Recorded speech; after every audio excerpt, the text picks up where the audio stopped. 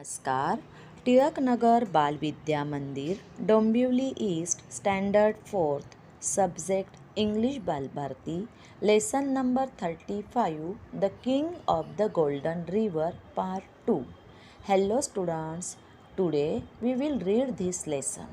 मुलांनो, आज आपण या पाठाचे वाचन करणार आहोत. मुलांनो, हा पाठ आपण फक्त वाचनासाठी घेतलेला आहे. या पाठावर कोणत्याही प्रकारचे एक्सरसाइज आपल्याला सोडवायचे नाहीत. तुम्ही हा पाठ व्यवस्थित ऐका आणि हा पाठ व्यवस्थित वाचण्याचा प्रयत्न करा. South West Wind was true to his word. He did not return to Treasure Valley after that night. Neither did any other wind. So there was no rain. Nothing grew in Treasure Valley anymore. The brothers made no more profits. The wicked brothers then began to make money by selling gold. They melted in a furnace the gold articles they had. They mixed a lot of copper in it and sold the mix as pure gold. Again they made poor Gluck work in a furnace while they spent the money on themselves. Soon all the gold in the house was spent. Only one thing was left, a beautiful golden mug that belonged to Gluck. Gluck's uncle had given it to him when he was a baby. Gluck used to drink both milk and water from it. A strange beard face was delicately curved on the mug. Gluck was very fond of the mug.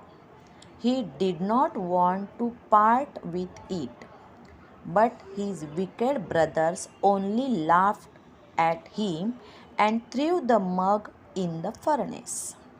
They asked Gluck to pour the gold when the mug was melted and went out on some wicked enterprise. Sadly, Gluck sat down to watch over the mug being melted. But strangely, after some time, he began to hear a voice singing from the furnace. He lifted the lid of the crucible, and what did he see? The face of his old beard friend on top of the melted gold. "Come, Gluck, my boy," said the voice from the crucible. "Pour me out, I am too hot."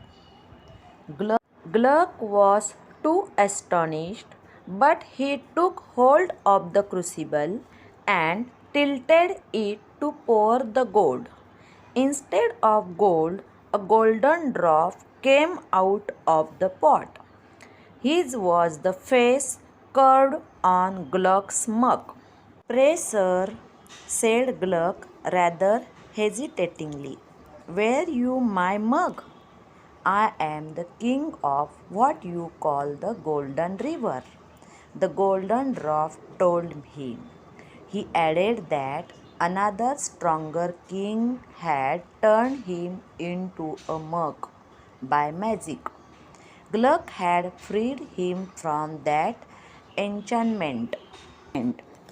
The golden dwarf went on to say that he had seen how kind Gluck was and how wicked and cruel his brothers were.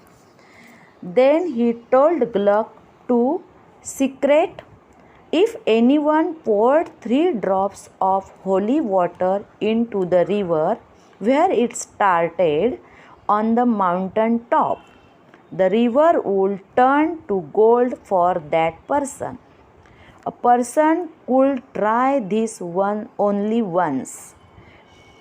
And if anyone put unholy water in the river, he would be turned into a black stone. So saying, the dwarf jumped back into the furnace and disappeared. When Gluck told this to his brothers, they did not believe him at first and beat him. But Gluck stuck to his story, so at last they believed him and began to fight over who should have the first chance to go to the Golden River. They fought so much that the police came to see what had happened. Hans ran away when the police came, but Schwartz was caught and put in prison. Hans was happy that Schwartz was in prison. The very next morning, he went to the church, stole some holy water, and set off for the mountain. It was not easy to climb the mountain. He was tired and thirsty. Soon Hans thought he would drink some of the holy water himself. Just as Hans raised the flask of water to his lips, he saw a little puppy on a rock. It looked as if it was dying of thirst. Hans only pushed the animal away with his foot, drank some water himself, and passed on. The climb now became more difficult. Hans felt thirsty again. He was going to drink some more of the water when he saw a little child on a rock ahead of him. The child was lying lifeless, its lips parched and burning. Ignoring the child, Hans drank some more water himself and passed on. The climb had now become very difficult. Somehow, Hans reached the top of the mountain from where the Golden River sprang. A faint cry fell on his ears. Then he saw a weak old man stretched on a rock. "Water," the man said. "Water, I am dying." "I have no water for you," replied Hans. He jumped over the old man's body and ran to the river. The sun was about to set. The river shone golden in the light of the setting sun. Hans threw the flask of holy water into the river. But alas, the river did not turn to gold. Instead, there was only a black stone where Hans stood. When Schwartz returned from prison, he took some of Gluck's money and bought some holy water from a bad priest and set out for the Golden River. While climbing the mountain, Schwartz too saw the fair child dying of thirst and passed on without giving him water. As he had climbed a little higher, he saw his own brother Hans stretched on a rock, asking for water. But the wicked Schwartz only laughed aloud and went on without giving him any water.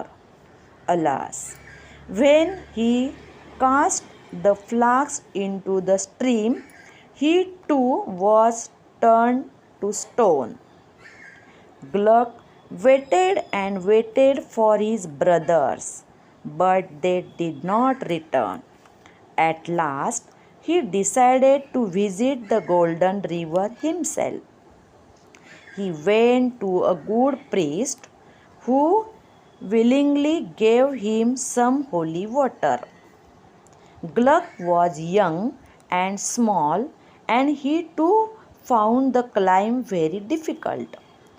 After he had climbed for an hour or so, he became very thirsty. he was about to drink some water when, like his brothers, he saw an old man. The old man walked towards Gluck, leaning on a staff, and asked for some water.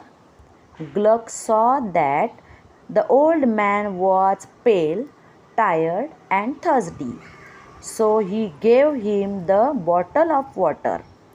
The old man drank up nearly 2/3 of the water. Then he turned the bottle and wished Gluck well.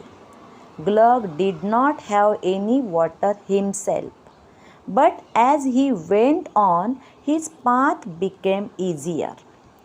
After climbing for a long time, when he became thirsty, he saw the small child. Gluck was sorry for him and gave him some water.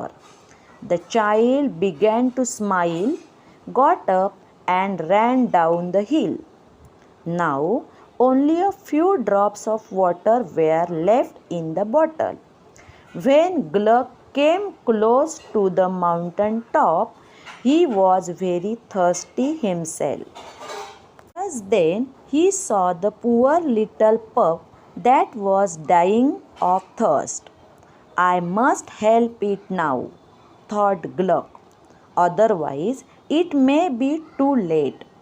So he poured the remaining drops into the little dog's mouth. The dog sprang up, and in his place stood the king of the Golden River. He was very pleased with Gluck. The king put in Gluck's bottle some dewdrops from the petals of a lily. Then he told Gluck to cast it into the leaping river. Gluck did so, but the river did not turn to gold. However, it changed its course and began to flow through the treasure valley, making it rich and fertile once again.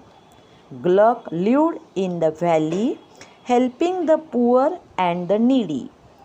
His barns were always full of corn, and he never lacked for money. मुलांनो, आज आपण या धड्याचे वाचन केलेले आहे. तुम्ही हा धडा व्यवस्थित वाचण्याचा प्रयत्न करा. 2-3 दिवस हा धडा दररोज वाचा, म्हणजे तुम्हाला त्यातील शब्दांची ओळख होईल व धडा तुम्हाला व्यवस्थित वाचता येईल. धन्यवाद.